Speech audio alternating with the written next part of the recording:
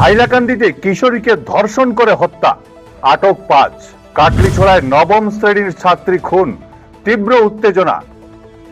অলইছড়ায় চাঞ্চল্য, রাতের আধারে কিশোরীকে নৃশংস হত্যা।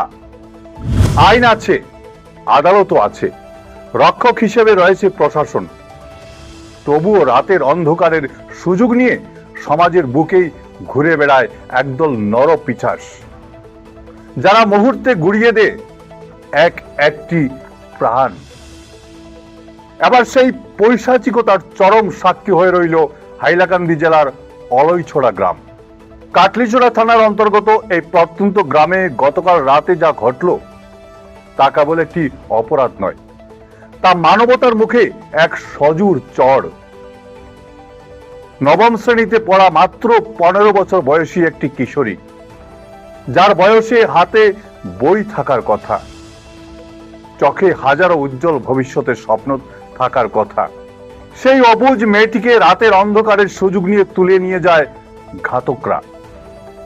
তার উপর চলে পৈশাচিক যৌন নির্যাতন, আর তারপর পাশবিকতার সব সীমা অতিক্রম করে ইটের টুকরো দিয়ে বেধড়ক আঘাত করে ছেঁচড়ে দেওয়া হয় তার মাথা।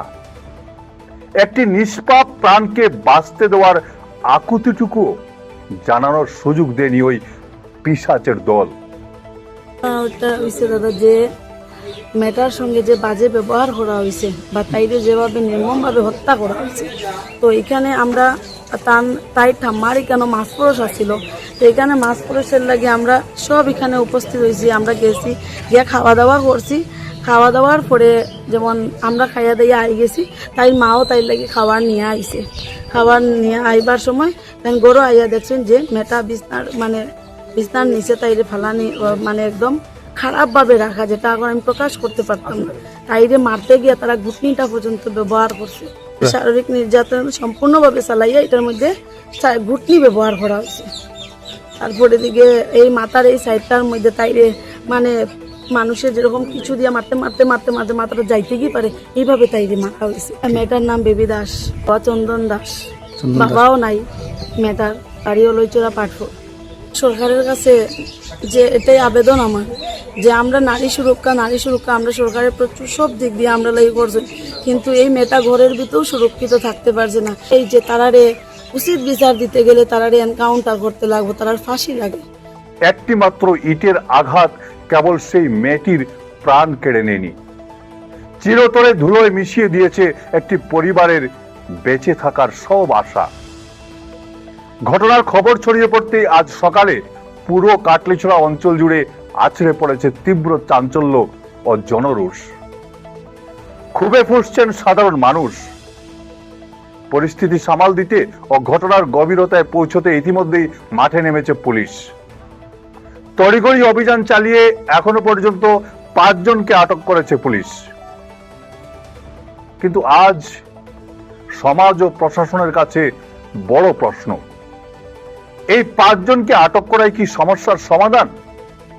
রাতের অন্ধকারে ঠিক কতটা সাহস পেলে এমন বর্বর ঘটনা ঘটানোর দুঃসাহস দেখায় ঘাতকরা?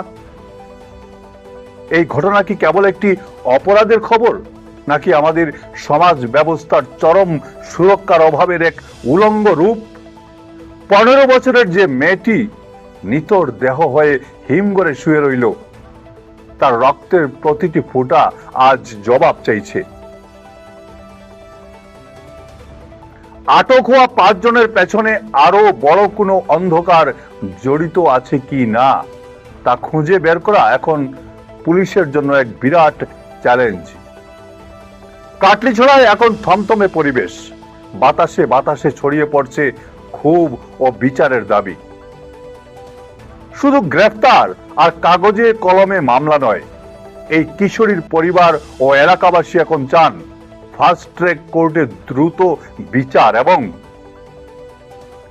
এমন দৃষ্টান্তমূলক শাস্তি যা দেখে পরবর্তী কোনো ঘাতক রাতের অন্ধকারে হাত বাড়ানোর আগে 1000 বার কেঁপে ওঠে।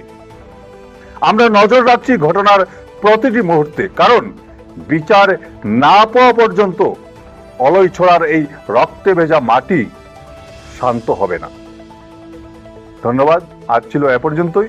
ভিডিও সম্পাদনায় আমার সঙ্গে ছিলেন বঙ্কিম সোনার। নমস্কার।